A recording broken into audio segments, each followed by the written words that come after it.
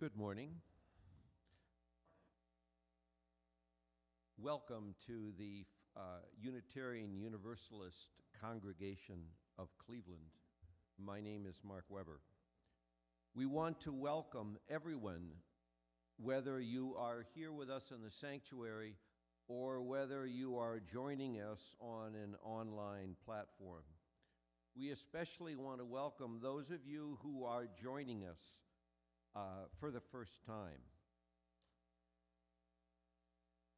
If you're interested in more information on who we are, we invite you to fill out one of the guest cards in the pew rack in front of you. You can place the card in the offering plate when it comes around later in the service. We will then be able to reach out to you and answer any questions that you might have about our congregation. If you were watching from an internet platform, you can go to uucleveland.org. On the back of your order of service is a QR code. Please complete the QR code before you leave the service when it's over. And as always, we are entering sacred space. Please silence your cell phones. Thank you. And now we will have the lighting of our chalice. The chalice will be lit by the conscience of the congregation, Lori Albright. Let us please read together the words for lighting the chalice, which can be found on the bright yellow card located in the pew rack in front of you.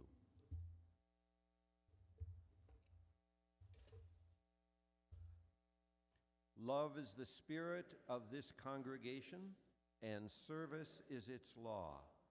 This is our great covenant, to dwell together in peace, to seek the truth in love, and to help one another.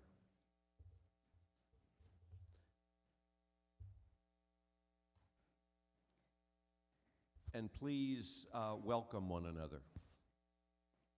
Wait a second. I'll say some words first. Then we'll stand up and be chaotic. Great to see you this morning. I'm Reverend Randy. My pronouns are they, them, and it's a delight to be with you in worship, whether you're with us in person or online today.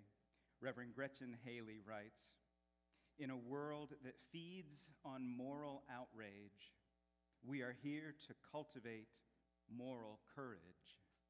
In a time that prizes picking sides, we are here to draw a wider circle. And in a culture that teaches us to get for what we give and to ask, what's in it for me, we come to practice generosity and to remember we are all in this together.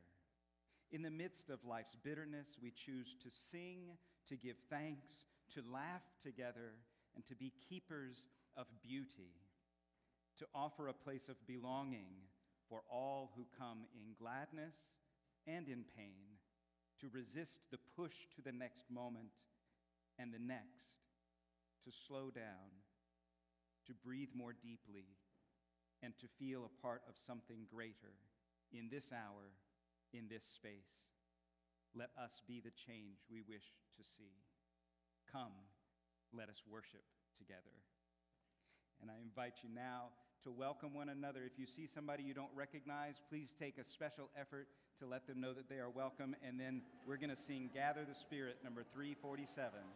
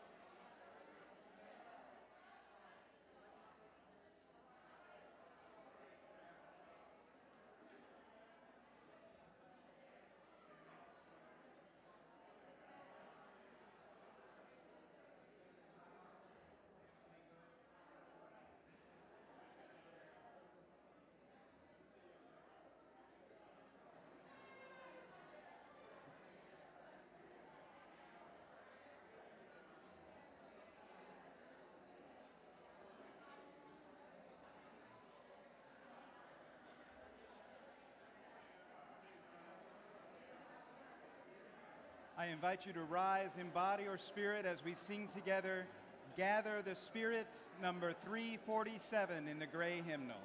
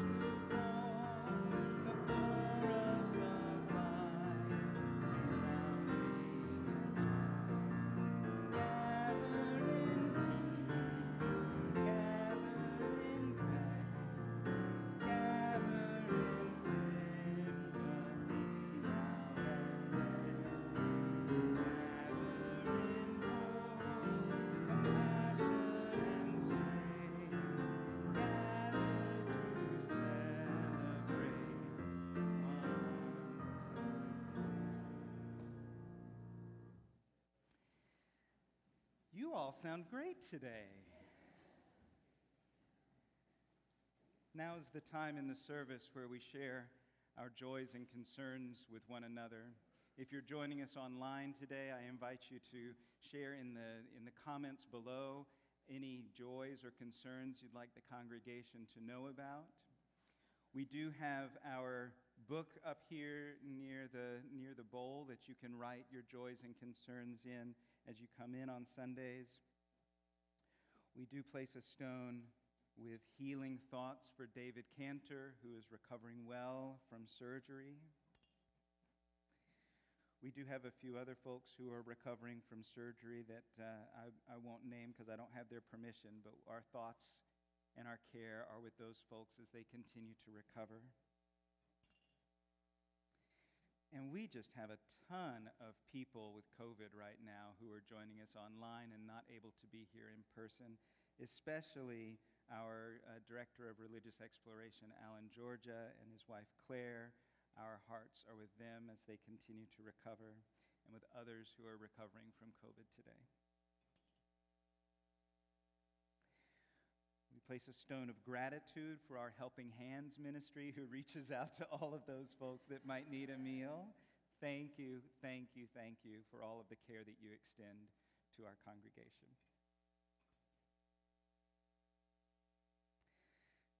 And a stone of care and love for those who are going to be spending extended time away from loved ones. We will continue to hold them in our hearts as they are away from us. What other joys or concerns do you bring with you today? I invite you to come forward and place a stone in the water if you wish.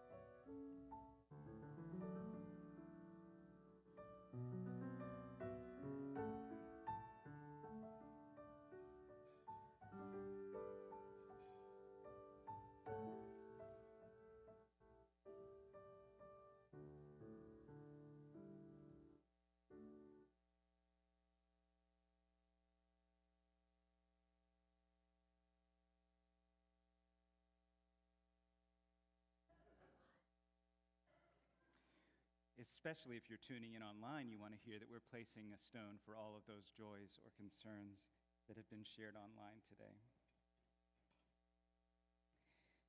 And a stone for those things that we are carrying with us that don't yet have a way to be expressed. And a reminder that whatever joys or concerns you carry with you today, they belong here.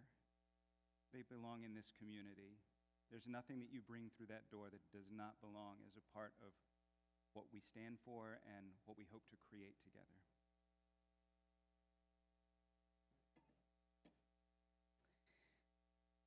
As I mentioned earlier, Alan is at home with COVID. He is recovering. He's doing all right.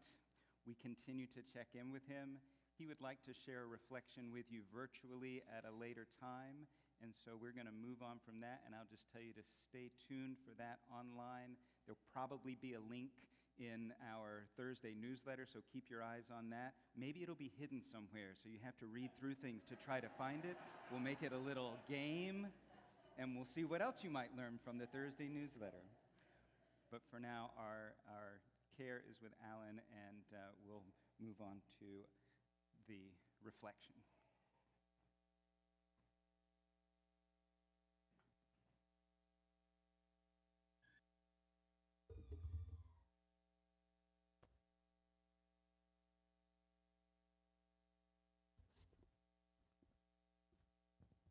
So Alan, is not here.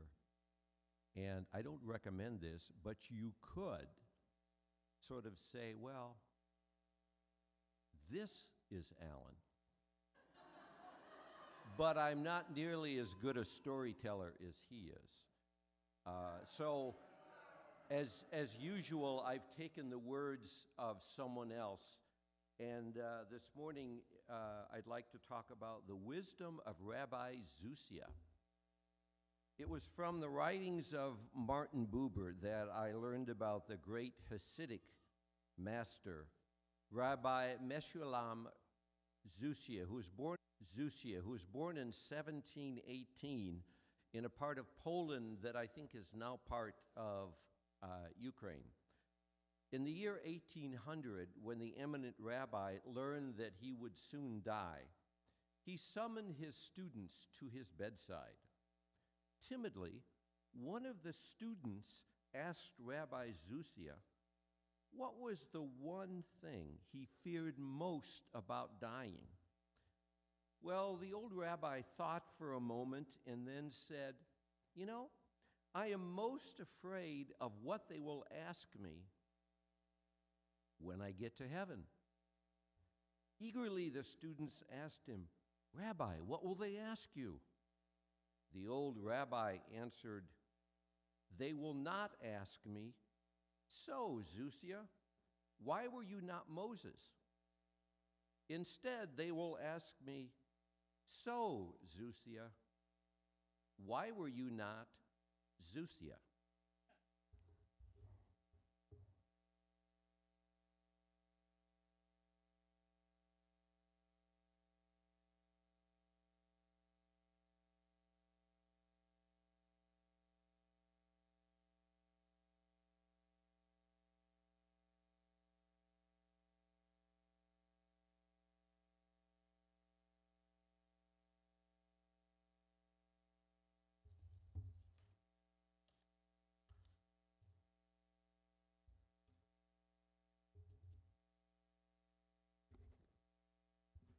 The proceeds of our offering this morning go to the Oxford Community Gardens.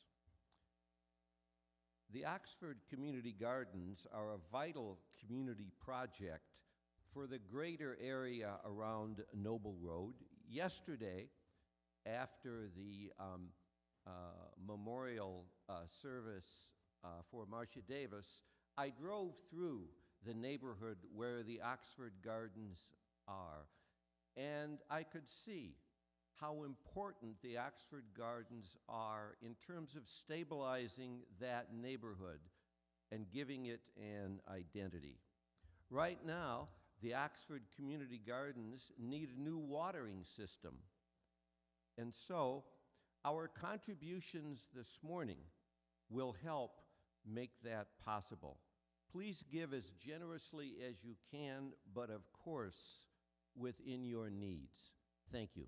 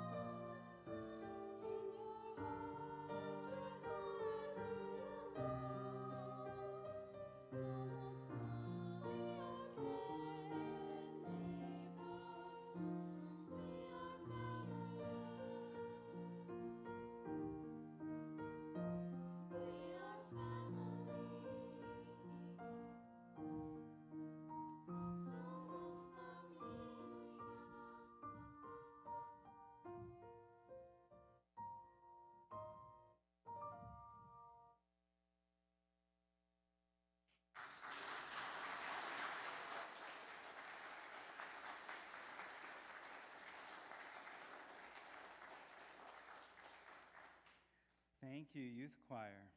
That is what we are saying each week when we send some of our resources out into the world. We are reminding people that they too belong in love's embrace. And so that's our message to the Oxford Community Garden today, is that we recognize their belonging. And so I invite you to read along with the acceptance of gifts on your yellow pew card. We offer these gifts with gratitude, and we acknowledge the constant gifts of time, talent, and treasure that strengthen and nourish this congregation as a reflection of our commitment to community within and without, our purposeful spirituality that is ever searching and growing, and our intentional actions that lead to greater justice in our congregation, our city, our nation, and our world.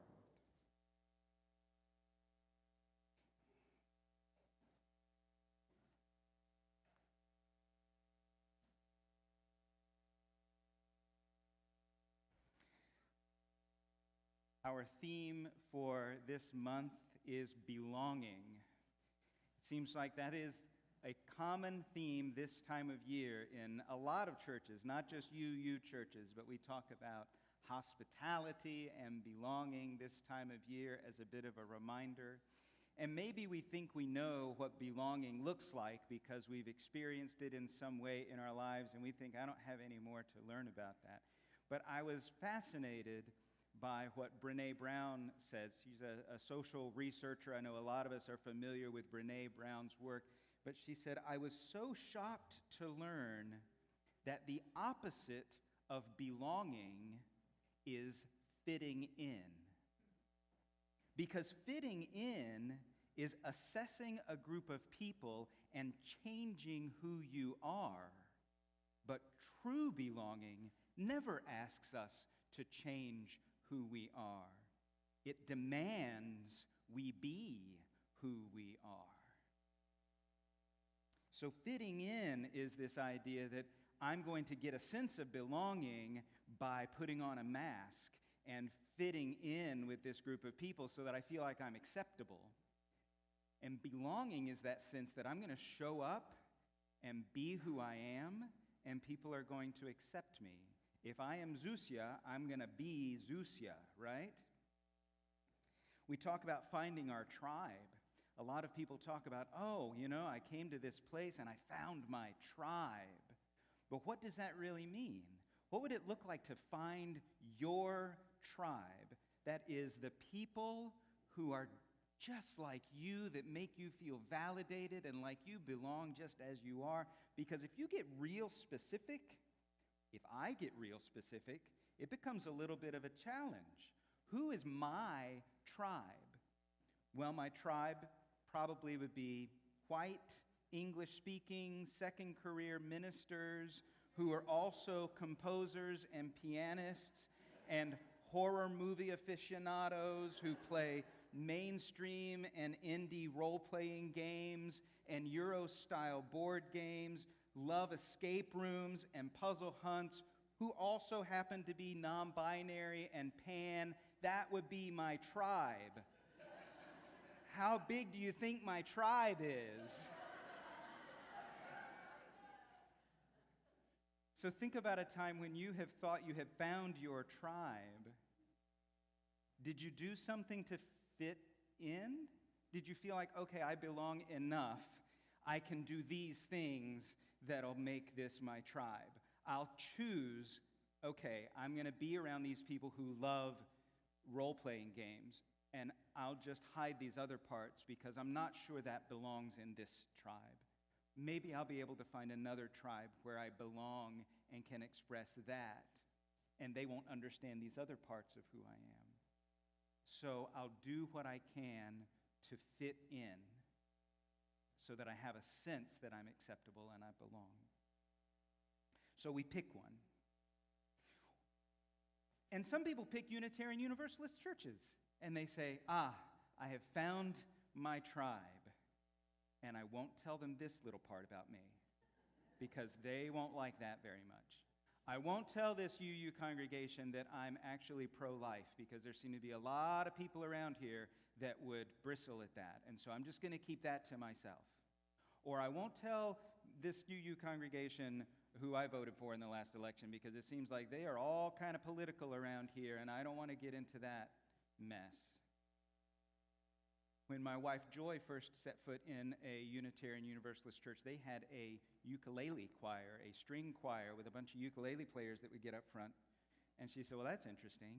And then we went to another Unitarian Universalist church, and they had a ukulele choir, and there was like half of the congregation up front playing ukulele. And it's this, this old school, dark, wood-paneled sanctuary, and they had some kind of weird sculpture up front. They didn't have a cross because it's a Unitarian Universalist church, but they had something up there, and she said it's like a scene out of a Wes Anderson film. Do I have to play ukulele to belong in a Unitarian Universalist church? So what do you think it takes to belong? What does it, not belong, fit in? What does it take to fit in here? What did you think when you walked in the door and you think, oh, in order to fit in here, this is who I've got to be?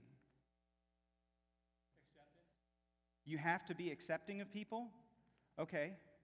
That's not a bad thing, I guess. Have to be accepting of people. Did anybody think they had to dress a certain way in order to fit in here? A couple of people nod. Some people understand we all came through the doors at different points in time. So what might have been the case for us when we first walked in the door may not be the case now. But a lot of times when you walk into a place, you think, oh, I am not dressed right for this crowd. I need to dress differently if I'm going to fit in here. Yeah. Maybe you had to be white. I'm going to call it. There's a lot of white people in this room. I'm just going to say it. And so even if you don't look white, maybe you walk through the door and you think, I have to act in a way that's going to feel safe to the white people in this room if I want to fit in here. That's legit. That happens. Yes? You have to be active in social justice. There's an awful lot of social justice warriors around here, right? So I've got to do that social justice thing 24/7 if I want to fit in here. We want you to be active in social justice, but different people have different capacities, right? And so we may overextend ourselves out of a sense of, I want to belong here, I want to fit in, and so I've got to do more than what I'm really capable of doing. We don't want that for folks. What else do you have to do to fit in? You have to say yes if somebody asks you something, and you have to be old.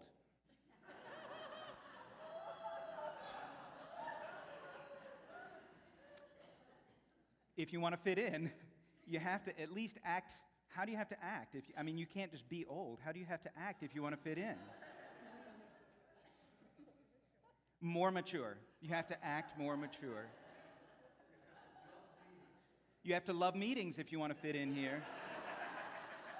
I'm so glad we can laugh at ourselves. Back in the back. You have to be agnostic or atheist. Oh, yeah.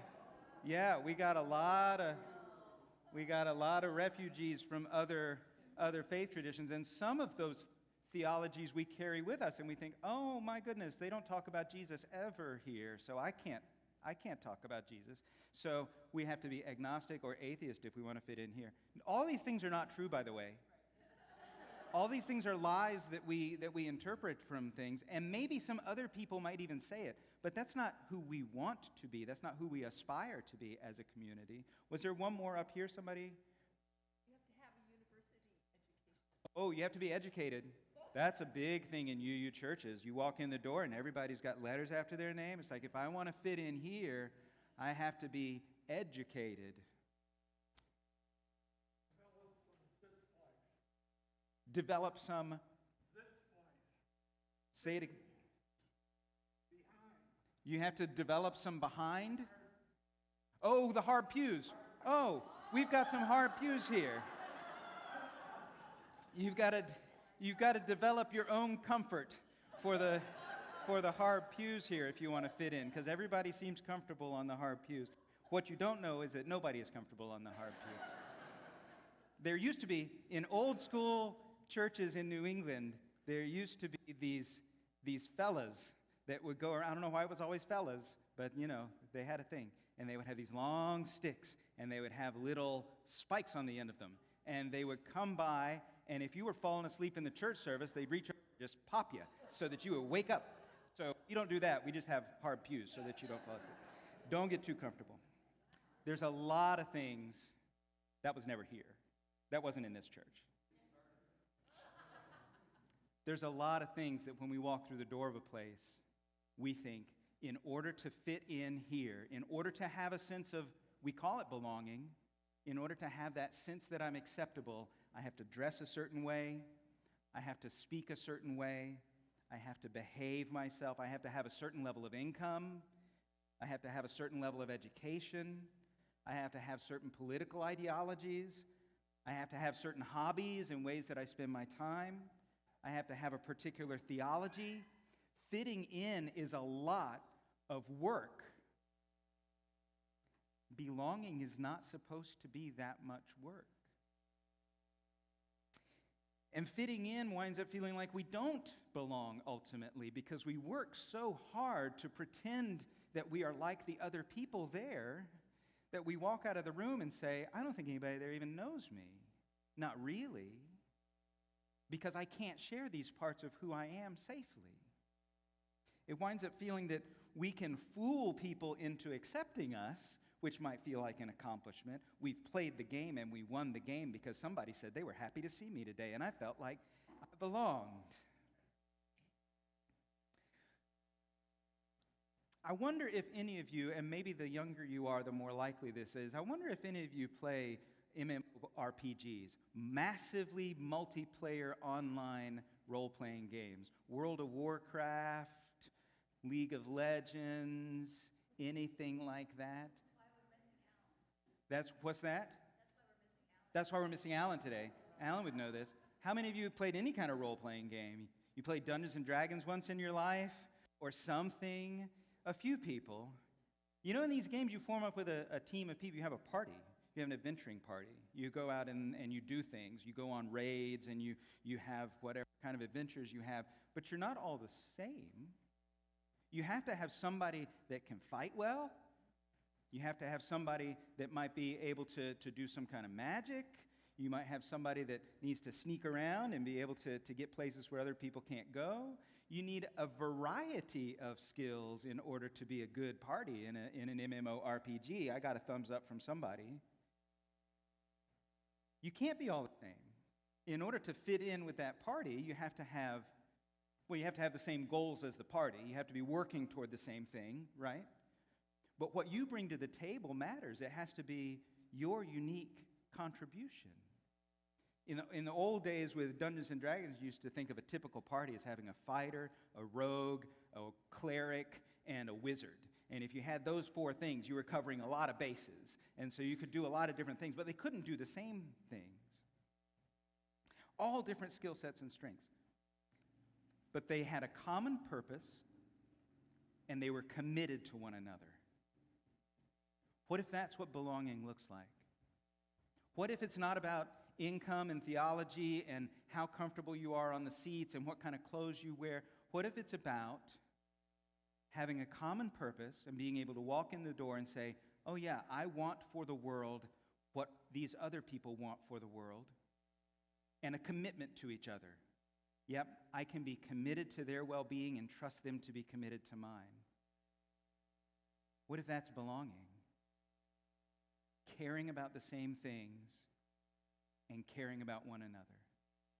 How many of you think you could do that here? Oh, that's not as many hands as fast as I was hoping. That might mean we have some work to do. There's some high hands once they started thinking about it. That's okay. Think about it for a second and get there. As we work on a covenant this year, I hope that we are mindful of that way of extending a sense of belonging for one another and seeking belonging for ourselves. That definition, do we care about the same vision for the world? And do we care about one another?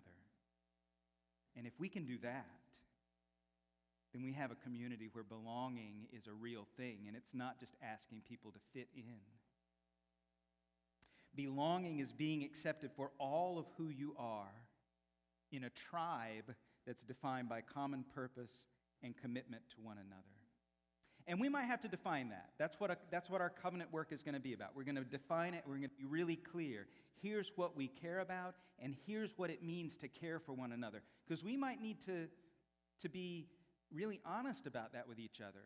We might not all have the same definitions of that. So that's what our work on covenant this year is going to be about, getting really specific about what it means and not just making assumptions, to have a common purpose and to care for one another.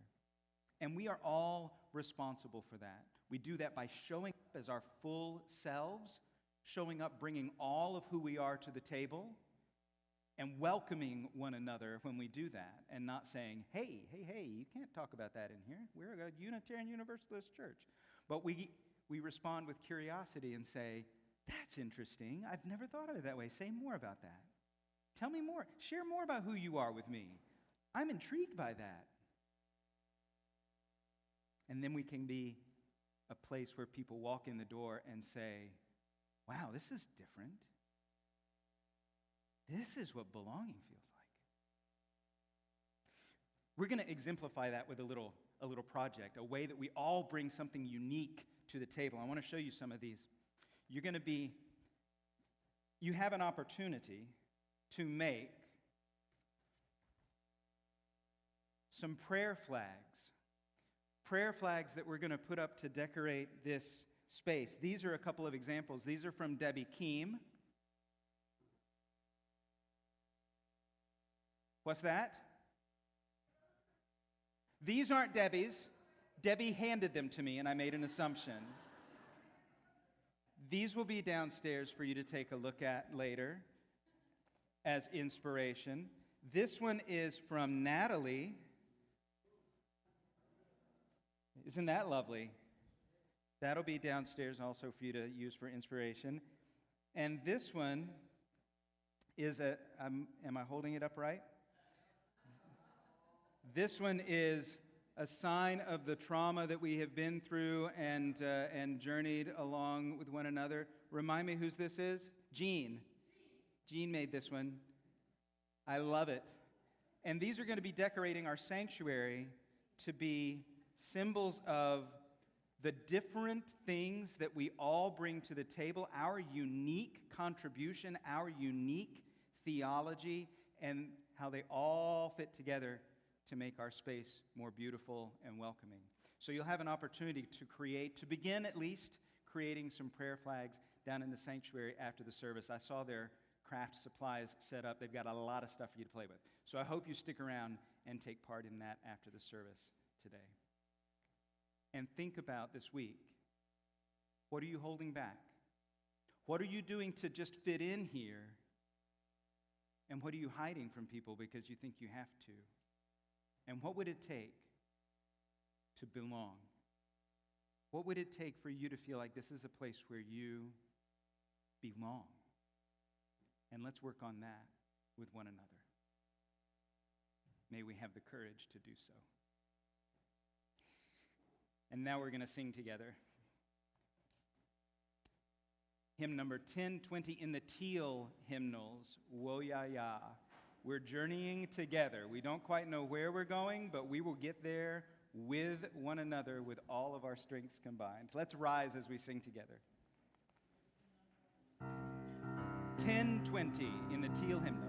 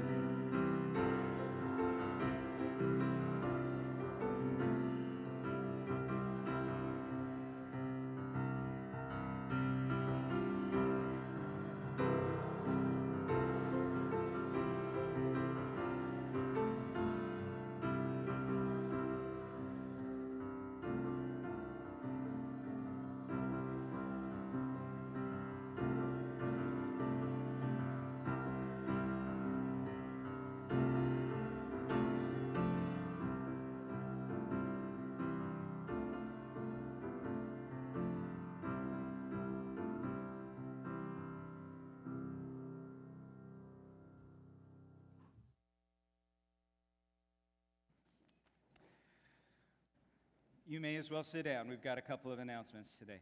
So, first of all, if you're tuning in online, I do encourage you to like, share, subscribe, do all of the things that help us to further our online presence so that we can minister to as many people as possible. I want to let you know that our big tent out here is going to be taken down on Wednesday morning. If you like donuts and you can do a little physical labor, they're going to get started at 9:30 on Wednesday morning. Mark your calendars for that. I've told you about the prayer flags in the fellowship hall. Also today, we've got the Good Trouble kickoff after the service. That'll be around 11:45. So you'll have a chance to do prayer flags first and then slip into Good Trouble, get out the vote actions. They're going to be writing postcards and letters today, and they're going to have a light lunch to reward you for your efforts. We have, at last that I checked, we have 47 people signed up for Good Trouble, which is amazing, and you all are awesome. We only need about 13 more to get to like 20% of the congregation involved, so I encourage you to stick around for that and help UUCC reach its goal.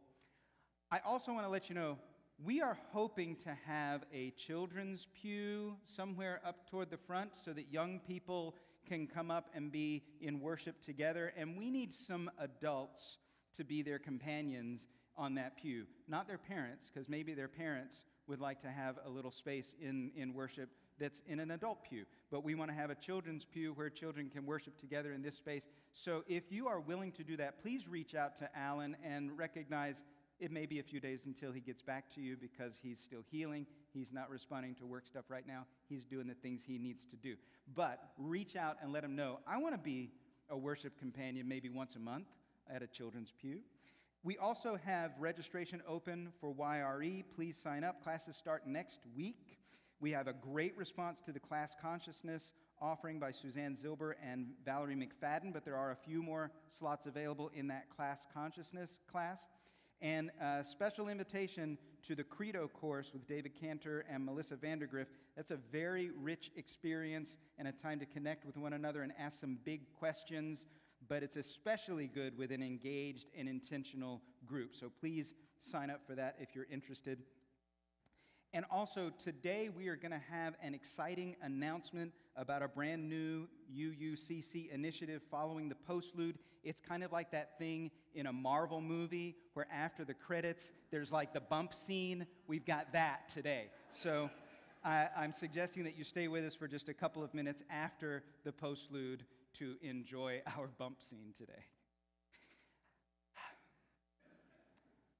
May we embody a sense of belonging in this space and bring our full selves to this community and graciously welcome one another's full selves with boldness and delight. Go with peace and courage.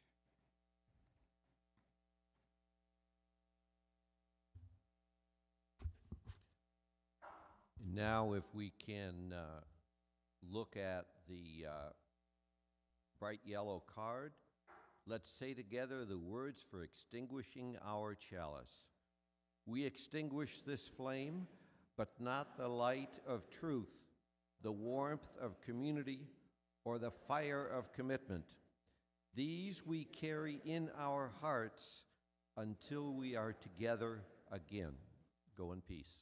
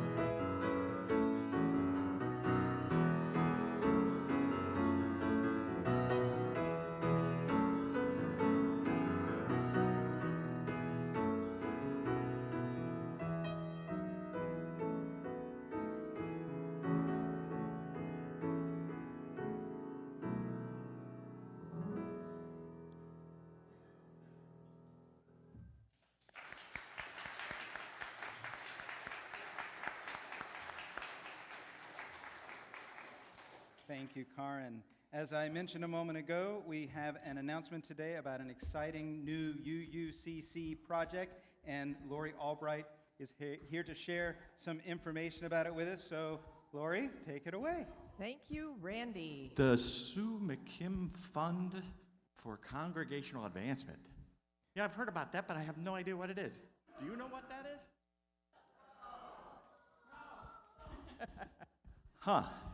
The Sue McKim Fund for Congregational. Lori, you're here. Yes. Good. Great. Yes. Do you know anything about this? Tom.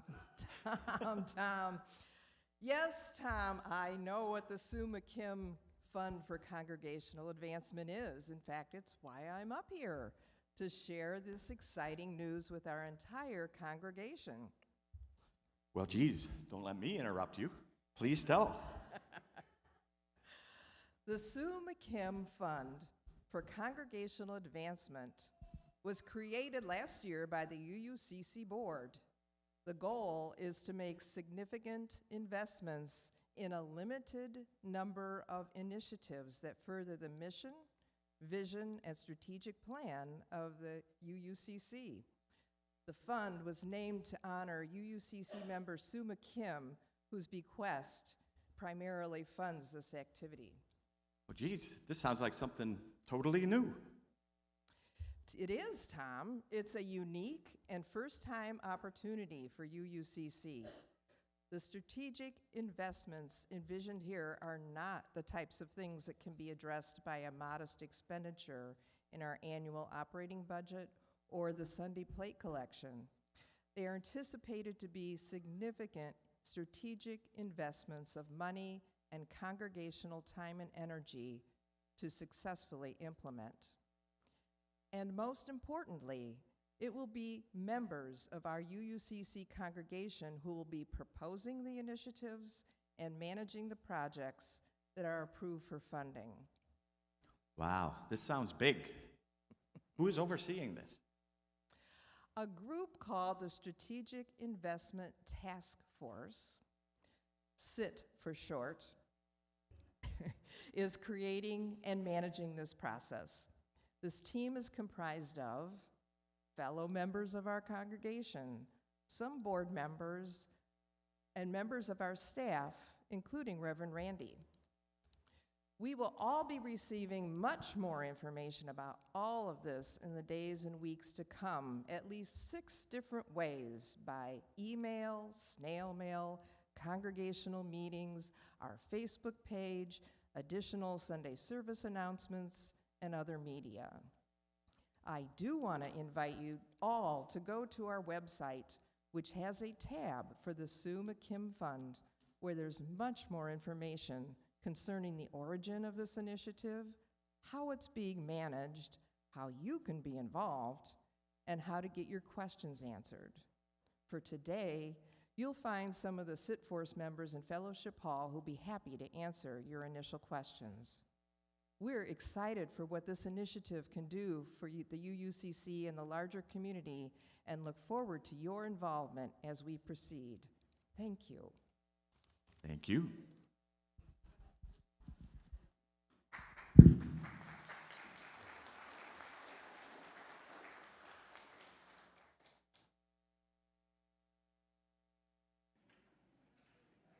That's it. You can go forth now.